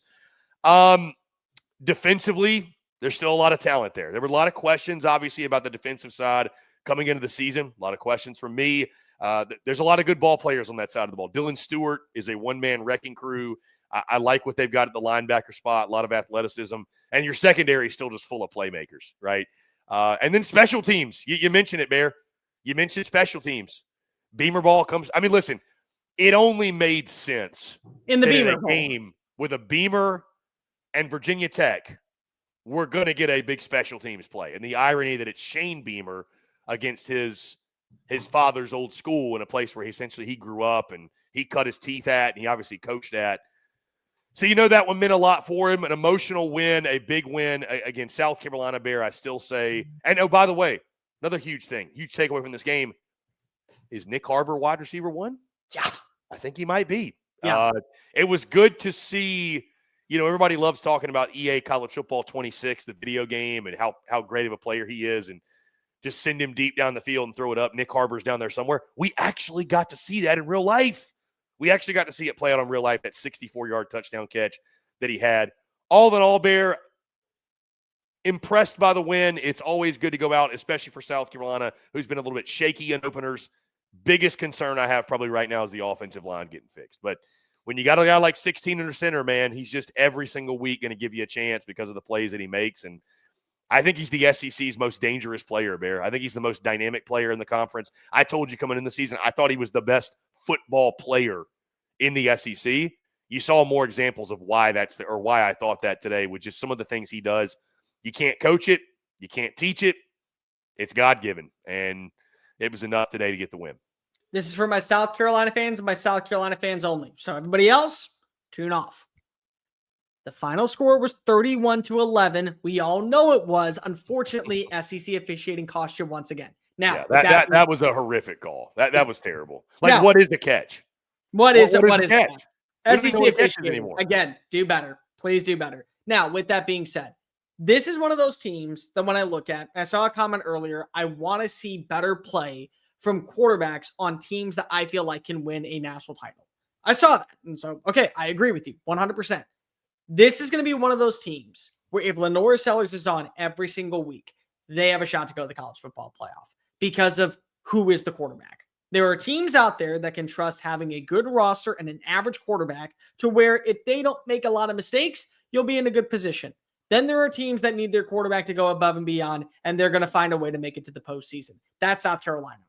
I don't know what to make of the offensive line right now. Hopefully it can get fixed. What I will say is you have weapons. I mean, I need to see more than just a couple of shots downfield to Nick Harbor and a couple of shots on over to Hunt, the tight end. That was really well executed. But you have weapons, and certainly in the backfield, you watched as your defensive, you watch as your running back room and Faison and Oscar Attaway were able to get a couple of explosive runs here and there. The one run by Rasul Faison after the penalty, and it was like 2nd and 31, he got all 31 yards back or 30 yards back. Like those are some things that definitely you just want to see for your standpoint of we have that explosivity in the backfield and we don't just need to rely on Sellers. But again, if Sellers ends up playing the way that he did today and the offensive line gets better and the defense continues to build that cohesion, you're going to be in a good spot to where you can make a run to the playoff. Because if you're going to be in every game, you simply are because of who is in the backfield. That's just the bottom line. What I will say is I'm going to be really interested to see how Vanderbilt handles these Virginia Tech wide receivers because of they made plays today. They made incredible circus catches that were phenomenal at times. And honestly, the big selling point for me in this game was the fact that you were able to keep Kyron Drones in the pocket and take away his mobility. The fact that you were able to make sure that he was not able to break on out, forced him to throw into coverages when he was uncomfortable, and it led to 2 critical interceptions, one in the red zone and one on a 4th down, gotta have it, that allowed South Carolina to milk the clock and beat the spread. So those are things that are very positive for South Carolina. They're not a complete team. Right now, I don't think that there is a team in college football that is complete. But you have the most important position, and you saw it today on the field time and time again, whether it was breaking a tackle or making the deep shot downfield or hitting the receiver in stride, answering a lot of the doubters' questions. All of that was there. You have the most important part. So you have a shot in every single game. And by the way, good teams find a way to win. Solid teams find a way to cover the spread. South Carolina, thank you for winning me some money today.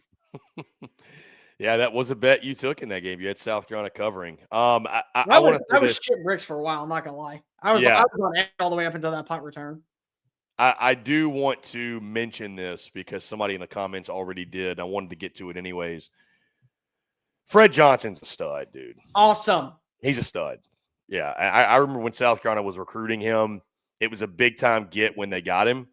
Yeah, he has really morphed into or evolved into or come into his own as that dude. I think a leader in the middle of that defense. Also, again, Bear already mentioned it, but Dylan Stewart's just he's awesome too, man. I mean, he's all over the place. 7 total tackles, a sack, 1.5 tackles for loss.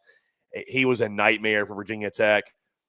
And from the Va Tech side, Bear, huge game for Brent Pry and for Virginia Tech upcoming when they host Vandy. You cannot lose that game. If you're Va Tech, you cannot lose that football game. So that's a big one coming up. South Carolina, obviously, in week 2, gets SC State. So they'll get to come home, build some momentum before in week 3 they host the Vanderbilt Commodores. But again, big 24-11. Yeah, go ahead. One more thing. I saw this tweet. So credit where credit's due to Ari Wasserman. He's 100% right. South Carolina has 3 aliens on their roster. They have 3 They aliens. really do. What do you think about it? They really do. You can't stop them. There's no way to.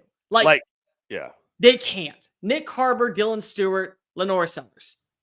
I don't know how you're going to be able to stop that on a regular basis. Dude, LaNorris Sellers is LaNorris Sellers. If you could build the perfect quarterback, LaNorris Sellers would be it. He's there. I'd literally, if you were starting the perfect template for a quarterback, you would start with LaNorris Sellers. You might tinker and change some things here and there, but like at baseline, you want a guy like LaNorris Sellers. He's a game changer. I mean, he's a flat out game changer, man. He does things that, again, you cannot coach, you cannot teach.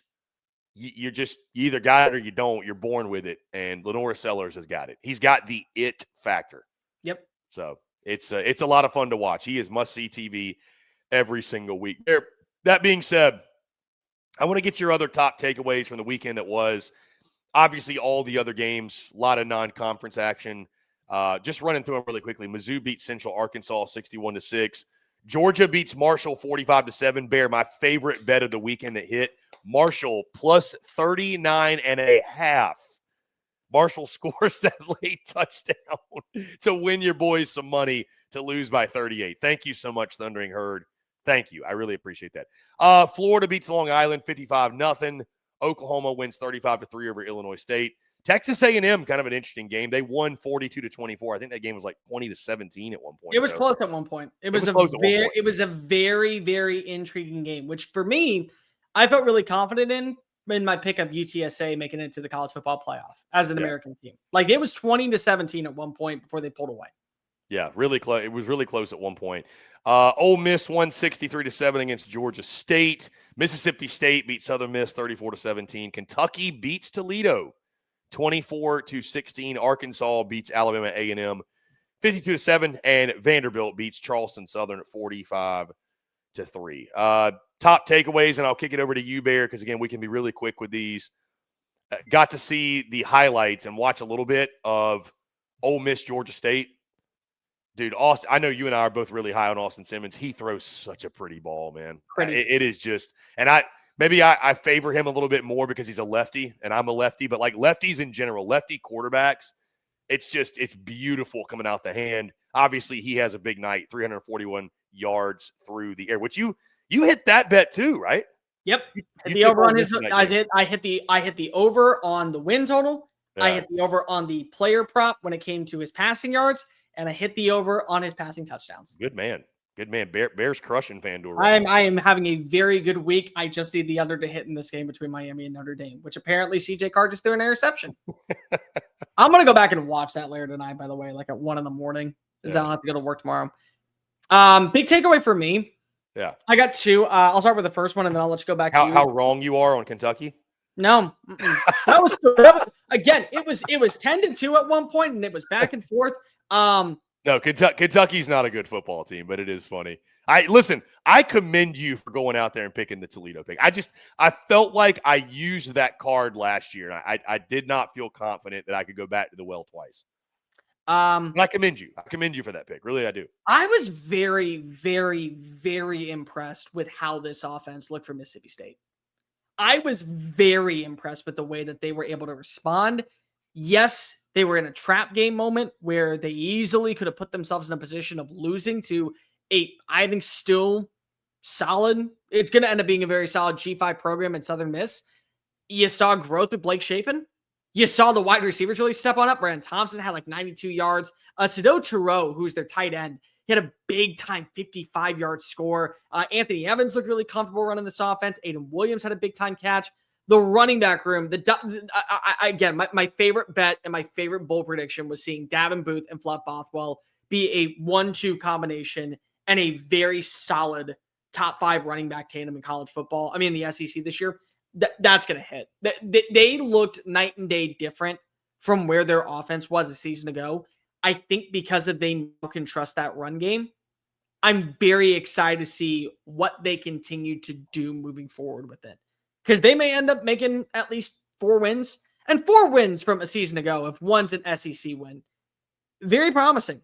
Very, very promising. One final takeaway that I had, and I see Bo in the comment section, so I'm going to give Bo his credit. I was not impressed with A&M's rushing attack. I'm also not worried about it. Marcel Reed, he had a couple of bad throws. He had a lot more good ones. 4 touchdowns on the day. Casey Concepcion, Mario Craver, both look like they're going to hit for this offense. They both feel really, really comfortable in this offense. I still wonder about the defense a little bit. Robert Henry's a really good running back. He averaged 11.1 yards a play. I think that can be corrected pretty quickly. Marcel Reed answered a lot of questions for me. Now, is he going to do it against a more polished power forward team? And certainly, I would say a team in the SEC. Time will tell. But I can live with the running back room of Lavian Moss and Reuben Owens finishing with less than 120 yards if I got to see that passing attack. Very, very promising passing attack with a quarterback that I had my doubts on going into this year, and a wide receiver room that looks a lot more polished. And Thor, the tight end, I'm not even going to try and say his name. I know it's Orseling. He's from Sweden. Very, very, very nice replacement for what you need in the spot of Max Wright. Good overall offensive performance from Texas A&M. Very few things for me to complain about. A lot to work on. Very few things for me to complain about. Yeah, 22 of 34, 289 yards, 4 tutties, no picks for Marcel Reed. Great night. Mario Craver, 8 for 122, 2 touchdowns. Casey Concepcion, 3 for 72, and a score as well. So also had a punt return for a score. So 2 scores on the night for Concepcion. Very good debut down at Kyle Field. Great start to his Aggie career, no doubt. Bear, thought it was interesting. Your boy called it. DJ Lagway plays a half down in Gainesville. Oh, the Vernell Brown play. Oh, God. Yeah, the Vernell Brown play was nuts. Catch of the year. Already. We're 1 week in. Catch of the year. Also, make sure you check up on the Pavia brothers, who I guess went out in Nashville last night, had a pretty good time. And I would say I've been there. I've had a good time in Nashville, but I have not been where they went, which is jail for a few hours.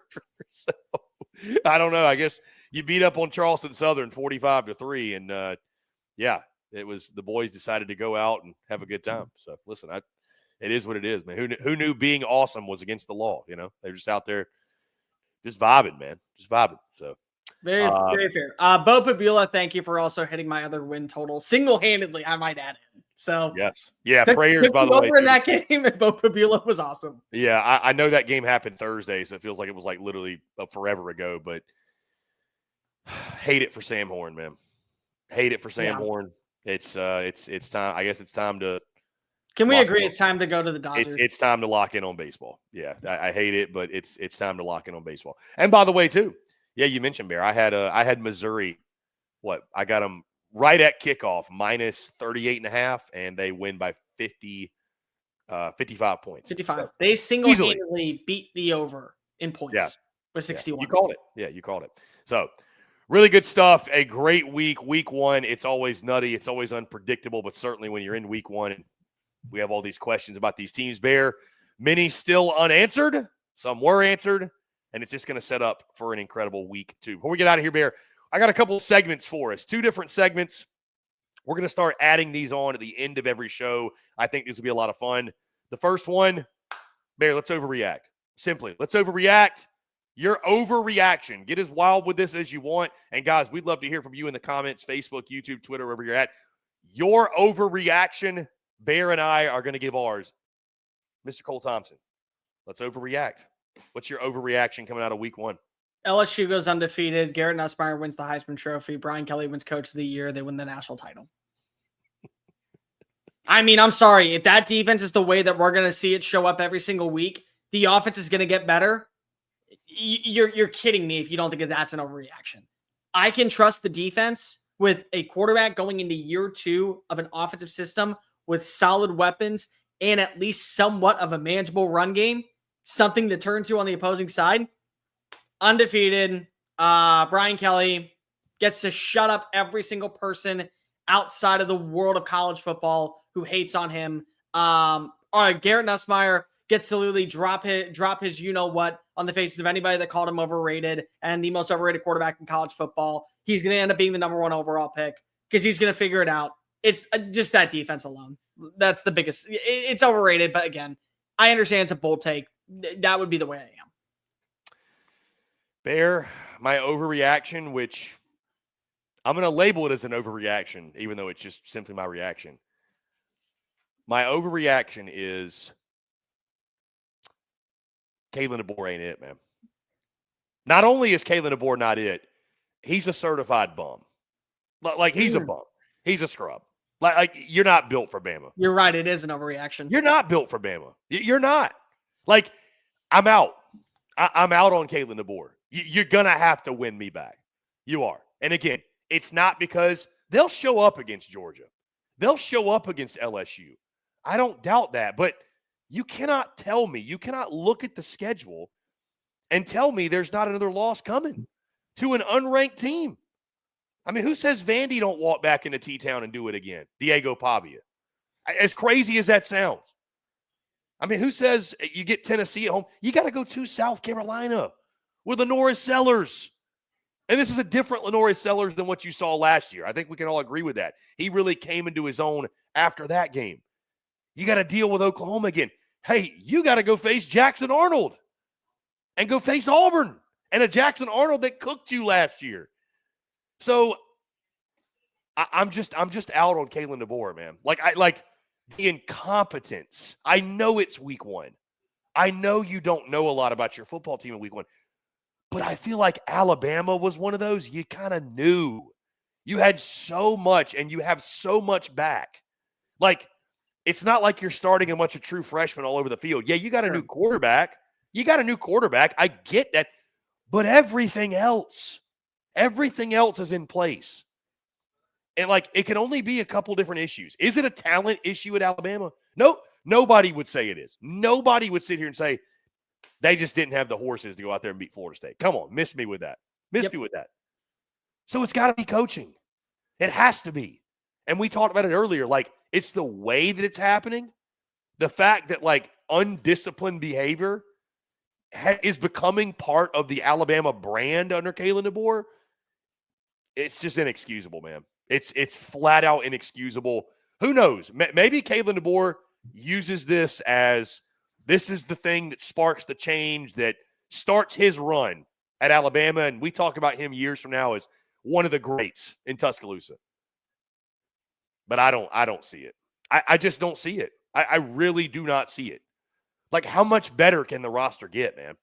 How much better are the players going to get? You're going to continue to recruit at a really high level at Bama and get good players. But, like, this roster is pretty damn good. I still will stand by that. This is one of the most talented rosters in college football. And to go out there and put out that performance that you did yesterday.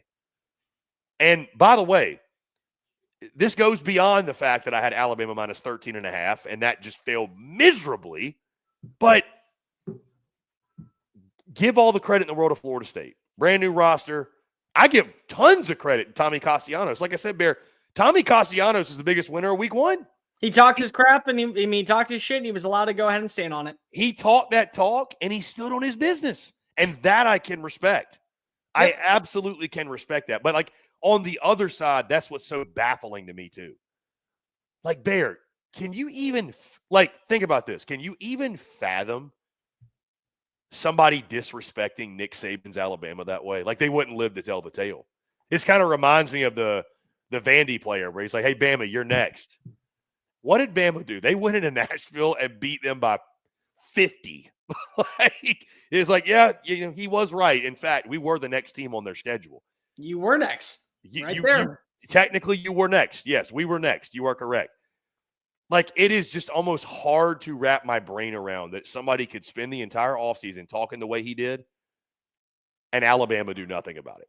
Like that is hard to believe. So you got to win me back, man. That's the bottom line. You got to win me back. I'm not a believer in Kalen DeBoer. I just don't trust him. I don't trust Kalen DeBoer, and I think that's even fair. I mean, is it an overreaction? Maybe, but I think it's fair at this point. Like, no game for Bama is a given anymore. Like, yes, gone are the days where it's not a matter of if they win, it's by how much. Like, I don't look at any game on this schedule anymore and just say, kick in, win, no big deal. Like, no. I think if you're capable of losing that game, you're capable of losing damn near everyone on your schedule. So, yeah, I don't know, Bear. I like, back to the Bama convo. I don't – Bama's just got to worry about putting together a good product and taking care of what? Louisiana Monroe, beating Wisconsin. Like, I don't even think you can think about big picture, playoff. Like, just try to put one foot in front of the other right now. That's what Bama's got to do. What I would push back on is that you're out on Kalen DeBoer. You have every right, and I think everybody in the country at this point is allowed to doubt him. Every single person should be allowed to doubt him. 100% you are allowed to say that the dynasty is dead, the dream is over, all of that. I have no problem with that whatsoever. I'm not ready to say you're out on him just yet. I have one more hot take. Tennessee has the number 1 passing offense, the number 1 scoring offense in the country this year. And honestly, I'm not even sure if that's that hot. But like, the fact that you got the deep ball back and a balanced offense, I mean, that thing was split right down the middle. I'm very intrigued to see what they're going to do in 2 weeks against Georgia. Very intrigued to see what happens. Yeah, that one's going to be already. I was excited for it, but certainly after yesterday, super pumped for that one. Our guy David with the $4.99 super chat. Thank you, David. He says, looking forward to a great year along for the ride with y'all, just like baseball. Can't wait to link up when you come to Baton Rouge. David, I'm excited to link up with you as well, my friend. You can expect later in the season, but cannot wait to get back to the Red Stick. Obviously, one of my favorite trips. One of my favorite trips every time we take it. Bear, one final segment. Let's give some AttaBoys. AttaBoys of the week. If you want to go one, you want to go multiple, I'll probably keep it to one, but, never know. We might get to a week where we need to can a couple out. Kind of think of this like helmet stickers. We're just giving kudos to someone you want to give kudos to. Coach, player, heck, it can be anybody, right? Yep. I'm going to start with this. My AttaBoy of the week is going to go to Joey Aguilar. And I feel like this one is a long time coming, and it's well-deserved, and it's one that I feel almost indebted, like I owe this to Joey Aguilar, because I spent a lot of the offseason doubting him to a level of ranking him as the worst quarterback in the conference coming into week one. And Bear, he is not the worst quarterback in the conference, and it's not even remotely close. Again, 16 for 28, 247, 3 touchdowns, no picks. He also ran it 6 times for 34 yards, but the way he directed that Tennessee offense, worlds better than I think what I was expecting. So, attaboy Joey Aguilar. I apologize for the disrespect. I apologize for the doubt. Excited to watch Joey football the rest of the season. I will give an attaboy. I'll give away several, but I will for sure give an attaboy to one Mr. Taylor Green. We have not spent any time talking about him. My man had a day. My man had a day against Alabama A&M. And I get it. It's Alabama A&M.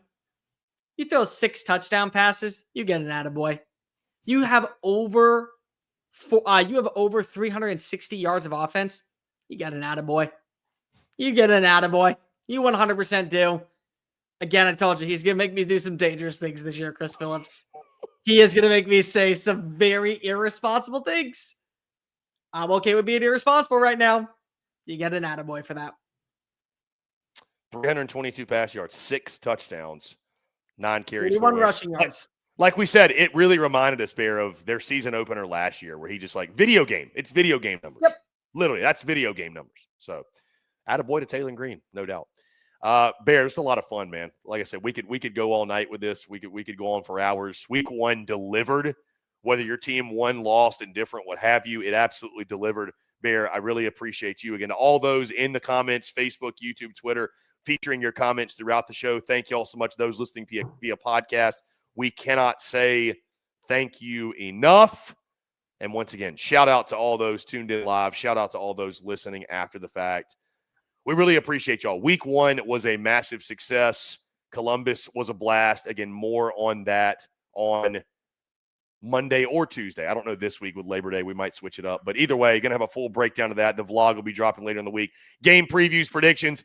We're going to start firing them off literally on Monday for you for week 2 because it's a jam-packed week 2 slate. And oh, by the way, before we get out of here, I should mention this, Bear, right before the show. We have announced week 2, SEC Unfiltered Tour is headed to Norman, Oklahoma. For the very first time, yours truly going to head to Norman, show some love, Boomer Sooner. Hey, it's SEC Big Ten showdown yet again. Hopefully this one turns out a lot better than the one I was just at yesterday, but really, really excited, Bear, to get to OU, get down to Oklahoma, get to Norman, Oklahoma City, hang out with all the great folks down there, and take in what I think is going to be one hell of a football game. I can't wait to break that one down with you, obviously. it's going to be a ton of fun. So really excited for it. Guys, again, we're going to get out of here. Appreciate you all tuning in. Once again, Sunday Fun Day every single Sunday night, just like this, recapping everything that went down the weekend that was, firing off our hottest takes, our overreactions. It is going to be a ton of fun, and Bear, I cannot wait to do it with you all season long. And we can't wait to chat it up with you guys and chop it up every single Sunday night. Again, as always, guys, make sure you like, subscribe, turn on notifications. Check us out via podcast. Wherever you get your podcast, you can also find us across all social media platforms, as well as our website, secunfiltered.com. For Cole the Bear Thompson, I'm Chris Phillips. This is the Overtime Drive, SEC Unfiltered, SEC football show, the best SEC football show on the internet. Y'all have a great rest of your Sunday night, and we will talk to you all on the other side. Cheers.